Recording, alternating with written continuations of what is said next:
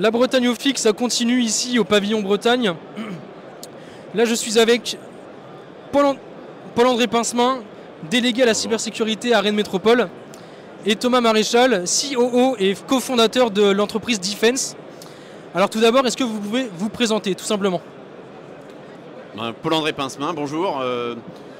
Je suis délégué à la cybersécurité à Rennes Métropole, que j'ai rejoint fin 2017 après avoir mis en place le pôle d'excellence cyber à la demande de Jean-Yves de Drian.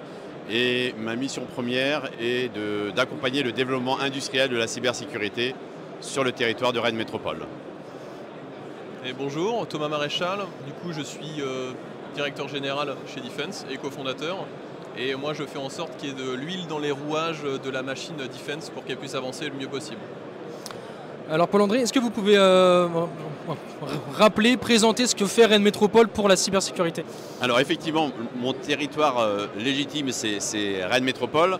Mais ce qu'il faut bien voir, c'est que ça se fait en très étroite relation avec la région et en très grande coopération avec les autres territoires, que ce soit Lannion, Bresse, Vannes et Lorient. Comme vous pouvez le voir, nous sommes tous présents ici au FIC. Et c'est une véritable communauté que l'on a au niveau de la région et pour lequel le BDI contribue beaucoup à se voir se concrétiser. Concrètement, sur Rennes Métropole, donc comme je le disais, mon job c'est d'aider au développement des industriels de la cyber sur le territoire, sachant que dans les premières années du pôle d'excellence cyber, on a eu la chance de voir se constituer des packs au niveau des acteurs de la formation qui ont donné la Cyber School, ou au niveau des acteurs de la recherche à travers ce qu'on appelle l'accord général de partenariat Créage Lab. Et pour le développement de la filière industrielle, c'est un atout de voir ces packs avec lesquels on peut travailler collectivement. Donc concrètement, pour le développement des industriels de la cyber, on a quatre piliers principaux. Le principal des principaux, c'est les ressources humaines. Il y a un vrai sujet de ressources humaines sur Rennes, comme un peu partout en France. Et pour ce faire, on a mis en place une GPEC territoriale cyber avec un certain nombre de partenaires représentatifs des employeurs rennais. Donc pas simplement que les industriels, mais aussi les grands services de l'État, défense, ANSSI, etc.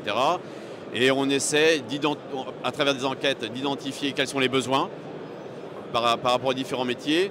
Et derrière, on travaille différents viviers. Donc bien sûr la formation initiale avec la Cyber School, l'attractivité et attirer les talents sur le territoire, les reconversions, éventuellement même quand il y a un accident industriel pour accompagner dans le cadre d'un PSE, mais aussi avec le PEC, le pôle d'excellence cyber, on travaille sur la féminisation de la filière, sur les personnes porteurs de handicap et nous nous attachons aussi à essayer de donner une deuxième chance à des personnes qui sont loin de l'emploi. Et bien sûr, nous travaillons à ce que les collégiens et les lycéens, en particulier rennais, identifient la filière et leurs parents aussi, comme une opportunité pour rester sur le territoire. Donc ça, c'est le premier pilier, le plus structurant, sur lequel on s'engage. J'aurais tendance celui qui m'empêche de dormir.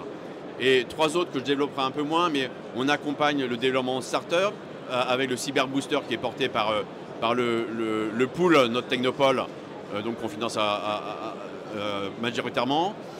On travaille aussi pour une offre immobilière qui soit adaptée, en l'occurrence des locaux confidentiels défense au profit des startups.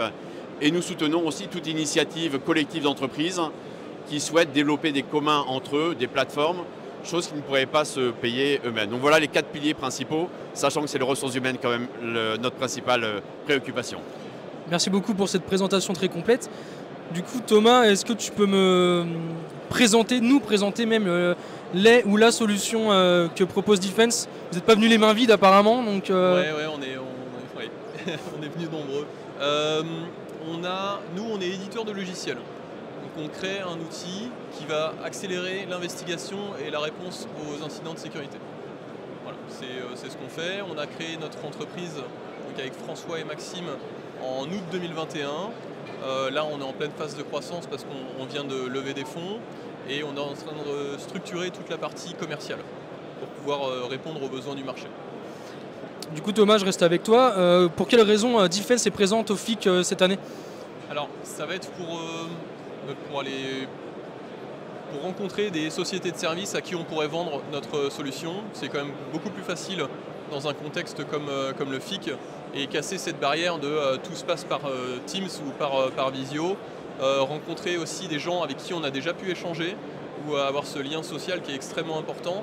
Et on a la chance de pouvoir être sur un pavillon en Bretagne qui est super attractif. Donc on profite aussi de ça et de la chance qu'on a d'être ici pour pouvoir aller voir des clients ou en tout cas commencer à créer des échanges. Paul-André, même question, pour quelle raison Rennes Métropole est présente au FIC? Alors, petit historique, la première fois que je suis venu au FIC, c'était en 2014. Pourquoi on était venu au FIC en 2014 de façon individuelle, sans stand? C'est que dans le cadre de la stratégie de développement du pôle d'excellence cyber, on s'était dit 2014, c'est avant tout une constitution du pôle d'excellence cyber au niveau de la Bretagne. On essaie par cercle concentrique de se développer. Et donc 2015 devait être l'année où on devait avoir un rayonnement national. Et donc j'étais allé voir le FIC pour savoir si c'était une bonne opportunité. Est-ce qu'il y avait du réseau, du rayonnement? Et on avait été convaincus. Et donc en 2015, c'est la première fois que, alors c'était sous timbre PEC, la Bretagne était présente au FIC. Et il s'est avéré que initialement c'était plus entrevu comme une fois pour donner de la visibilité et que tous ceux qui y étaient ont souhaité qu'on continue. Et donc BDI a continué année après. Et pourquoi? Tout simplement parce qu'on rencontre à peu près tout le monde. En 3 jours, on rencontre toutes les personnes avec qui on a affaire, que ce soit dans les relations commerciales ou que ce soit dans des relations de partenariat. Et accessoirement aussi, c'est une occasion de se voir entre Bretons, puisque là, on a le temps de pouvoir, sur 3 jours, discuter et manger le soir ensemble. Ouais, c'est un facilitateur de relations humaines, c'est vraiment ça. Tout à fait, ouais. Thomas, selon toi, quels sont les atouts de Rennes Métropole, mais aussi de la Bretagne pour s'y implanter quand on est une jeune start-up comme Defense l'est? Alors nous, on a eu énormément de chance, je pense, parce qu'on a intégré assez rapidement le pool.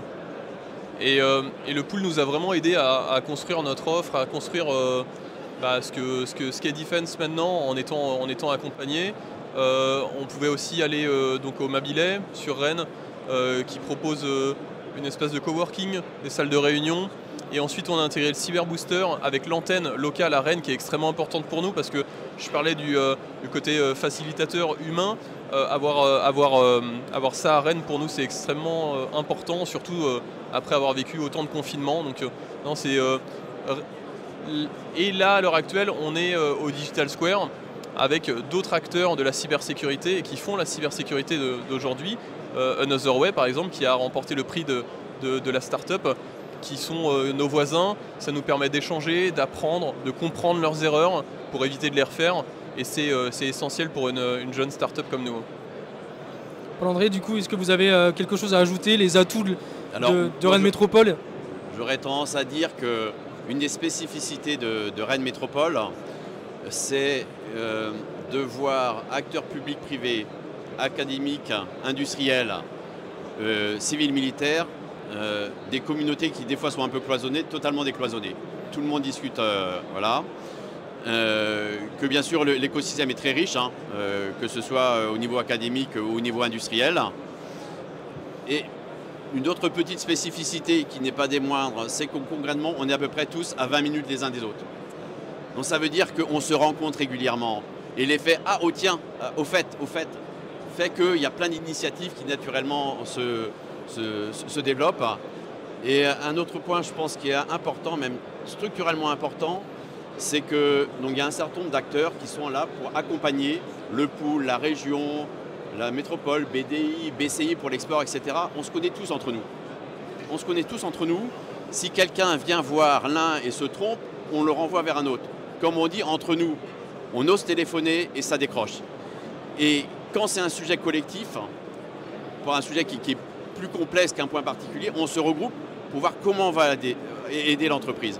Et de ce fait, l'entreprise se retrouve non pas avec des différents guichets qui peut appeler l'un après l'autre et des fois par opportunité, mais avec un collectif qui est capable de l'aider dans le développement de sa stratégie, que ce soit sur les aspects humains, financiers, hébergement, etc. Et on prend à bras le corps la stratégie, enfin l'entreprise pour l'aider dans le développement de sa stratégie, comme on a pu la faire pour Glimpse, comme on l'a fait pour Defense et pour d'autres encore.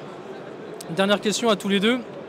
vu que vous avez été très complet pour définir l'écosystème breton et rennais de la cyber, comment vous le définiriez en un mot seulement, cet écosystème?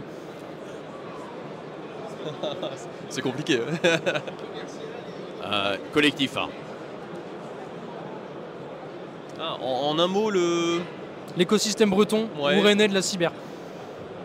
Bah, c'est peut-être un peu bateau, mais il y a de la bienveillance en fait, qui est assez forte et aussi si j'en rajoute une deuxième, c'est le partage de savoir qui est extrêmement importante pour nous. Très bien, merci beaucoup à vous tous les deux. Merci. Bon salon. Bah, merci, toi aussi.